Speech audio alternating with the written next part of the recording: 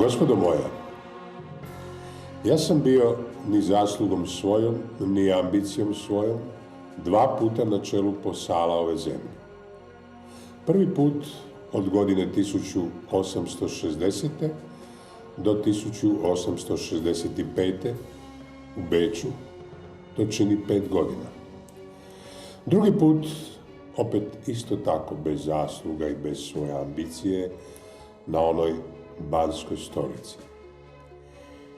Gospodo moja, da sam ja bio redatelj ili da sam bio sufler, već bi mi to doznačavalo neko mjesto u historiji, makar teatra hrvatskoga.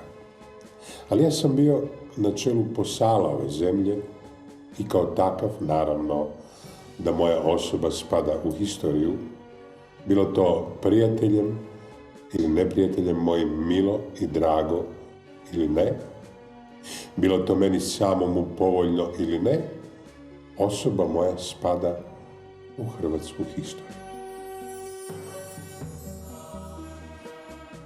Čovjek koji je u svom posljednjem saborskom govoru 13. prosinca 1886. godine izgovorio ove riječi, obično je sjedio na svom mjestu, u središtu, u drugoj klupi. Zvao se Ivan Mažuranić. Sjedio je nepomično prekrštenih nogu na naslonjaču kao statua i nije za cijele dugotrajne debate ni jednim pokretom dao znaka života.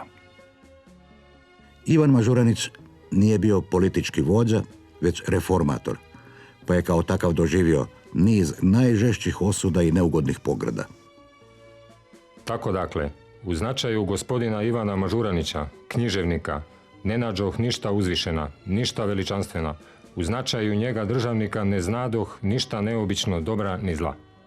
Težnja za povratom starodavnog ustava identificira se s težnjom povrata mračnjačkog doba feudalizma. Za toliku pogrdu narodu našemu pred Europu nanešenu odgovarat će dotični Mažuranić pred Bogom, savješću i narodom svojim. Strossmayer mi je često govorio da je Mažuranić eunuh, da nije nikad ništa vrijedio, da je uvijek bio lijen.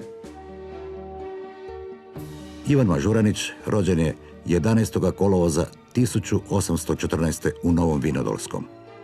Otac Ivan i majka Marija imali su mali posjed kojim nisu mogli ni stoku prehraniti, pa su uzimali zemlju u najam. Težak život nije ih spriječio u naumu da jednoga sina pošalju na školovanje, a ostale zadrže na gospodarstvu.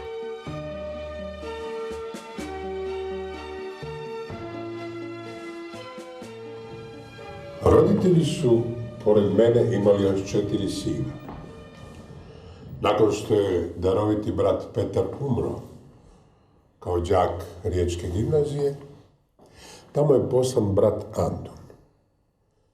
Josip, Matija i ja ostali smo u Novom. Antun je postao jezički stručnjak, izdavač Vinodolskog zakona, jedan od prvaka ilirskog pokreta i pisac knjiga, temelji ilirskog jezika i slovnice hrvatske. I brat Matija je ostavio neizbrisiv pečat u našoj kulturnoj povijesti, proslavivši se kao pisac prvoga hrvatskoga putopisa Pogled u Bosnu.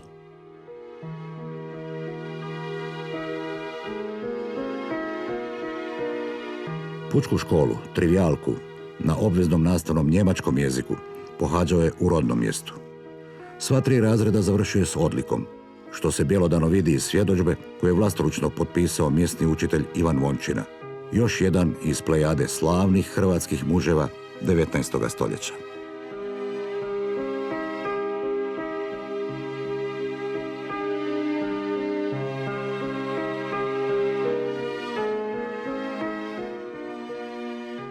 Nakon 3-godišnje pučke škole, 1 godinu dana sam morao ostati kod kuće, jer je otac smatrao luksuzom dati na školovanje još jednog sina. U mom najstarijem poznatom i sačuvanom pismu molio sam brata Antuna da se kod oca zauzme za mene. Zahvaljujući moje upornosti i Antunovoj intervenciji te obećanju da će me materijalno pomagati, otac je napokon popustio. Spremao sam se pod Antunovim mentorstvom za privatni ispit za upis u Riječku gimnaziju. Moj uspjeh bio takav da sam se odmah upisao u 2. razred.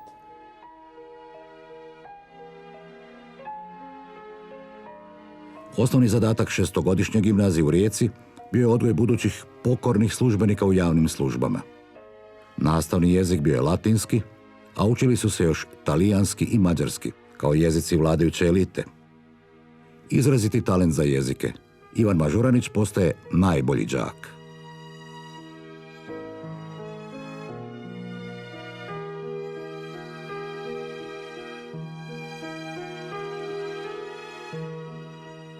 Na to razdoblje njegova života, koje je proveo kao usamljeni momčić u velikome gradu, podsjeća nas pjesnički prvijenac. Pisma od Vinodolca Školana, ispjevana 1830. godine hrvatskim jezikom i u kačićevskom duhu. Vinodolski dolče, da si zdravo. Novi grade, pozdravljam te lipo.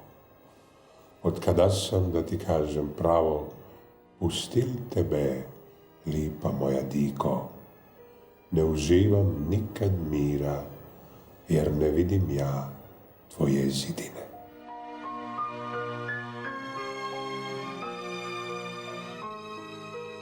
Prve stihove s umjetničkim pretenzijama počinje pisati 1832. godine pod utjecajem svoga učitelja i poznatoga mađarskog pjesnika Ferenca Časara. Mažuranić tako u književnost ulazi kao pjesnik koji piše mađarskim jezikom.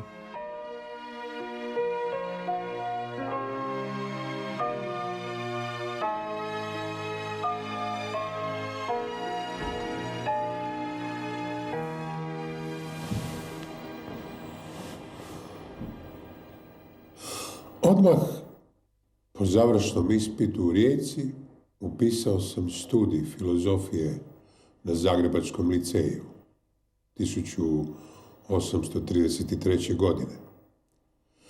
Svoje sam đačke dane provodio siromaški, izdržavajući se davanjem instrukcija. Zahvaljujući pjesmi Prigodnici koju sam posvetio riječkome podguverneru Ferencu Irmenjiju, ali i mom školskom uspjehu te lošem imovnom stanju, dobio sam državnu stipendiju za nastavak školovanja u Mađarskoj.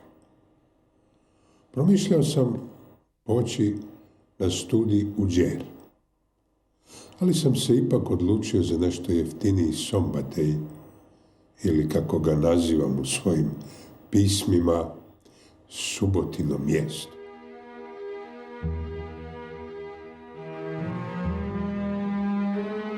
Iako je odlazeći u svijet uskliknuo čovjek je brod, život mu more, njegova je životna plovidba i dalje ispunjena štednjom i neimaštinom. U školskoj sredini se po običaju ističe, ali i pobolijeva. Evo ima 8. godina što po svijetu idem.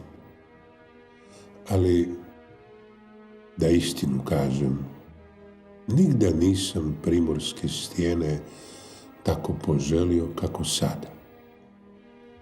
Meni se ovdje na ovom vražjem Subotinovom mjestu ni mrve ne dopada. I upravo tu, u mjestu u kojem se osjeća usamljenim, u kojemu pobolijeva, Mažuranić počinje pisati. Neposredan poticaj tome bio je glasoviti proglas od 20. listopada 1834. godine doktora Ljudevita Gaja o osnivanju novina na hrvatskom jeziku. Proglas Mažuranić prima kao osobni poziv na književno stvaranje. Čitajući oglas kojega mi je Antun poslao, primio sam od radosti takav poetski svrbež, da nisam mogao srcu odoljeti, već sam Ildijskoj Danici odu jednu sačinio. Na naslovnoj stranici drugoga broja Danice, 17. siječnja 1835. godine, objavljena je pod naslovom Primorac Danici, prva tiskana Mažuranićeva pjesma na hrvatskom jeziku. Uhvativši se Danice kao slamke spasa, mladi Mažuranić postaje njenim glavnim dopisnikom i suradnikom, budno pazeći da ne pređe granice svemoćne Metternichove cenzure. U Sombataju uspijeva ispisati zbirku stihova kojih je većina objavljena u Danici. Za takvu aktivnu suradnju dobio od Gaja i novčanu nagradu, što je prvi honorar u povijesti hrvatske književnosti. Došavši u Mađarsku kao mađarski pjesnik, potencijalni nasljednik svoga riječkoga profesora Ferenca Časara, Mažuranić se upravo ovdje formira kao hrvatski pjesnik.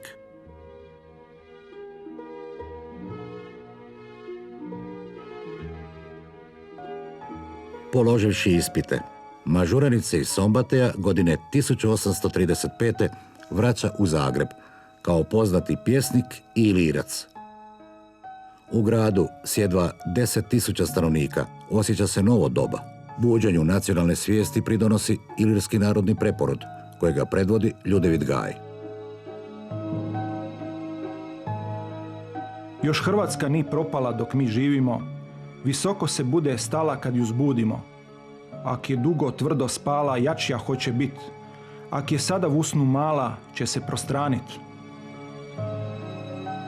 Ufajte se da Dalmacija jedanput, kako je i prije bila, bude s nama sklopljena i mi onda 1-2 miliona čineći jednorodni puk budemo.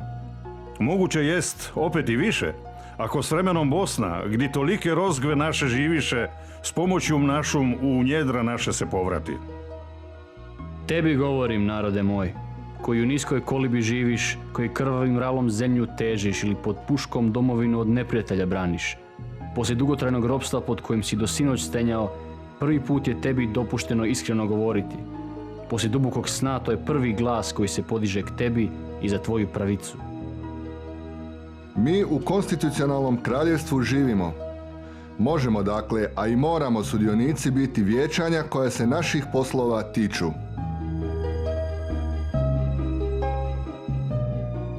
Ivan Mažuranić je uz brata Antuna odmah ušao u najuži krug preporoditelja. Od toga trenutka počinje svojima pisati pisma hrvatskim jezikom i u duhu novoga pravopisa, takozvanom Gajicom. Usprkos mladosti, Mažuranić uživa velik ugled kod vršnjaka i onih starijih. Mnogi od njega traže pomoć ili savjete.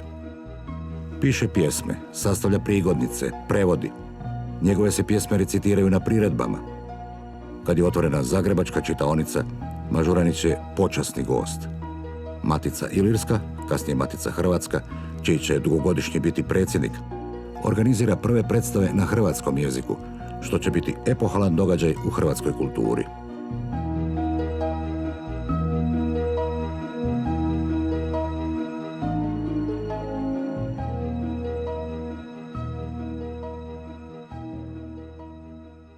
Gledalci su bili oduševljeni, pa sam predložio osnivanje stalnoga teatra, što do tada nikad niko pokušao nije. Na sve strane buja književnost. Svoja djela objavljuju Gaj, Kukuljević, Vukotinović, Vraz, Babukić, Demeter. Uz sav svoj kozmopolitizam i sveslavenstvo, glavna odlika Iliraca ipak je svijest o vlastitom narodu. Iako je sam zanesen tada velikom i svemoćnom Rusijom, na priču o stvaranju sveslavenskog jezika, Mažuranić prvi javno reagira, protiveći se takvoj ideji.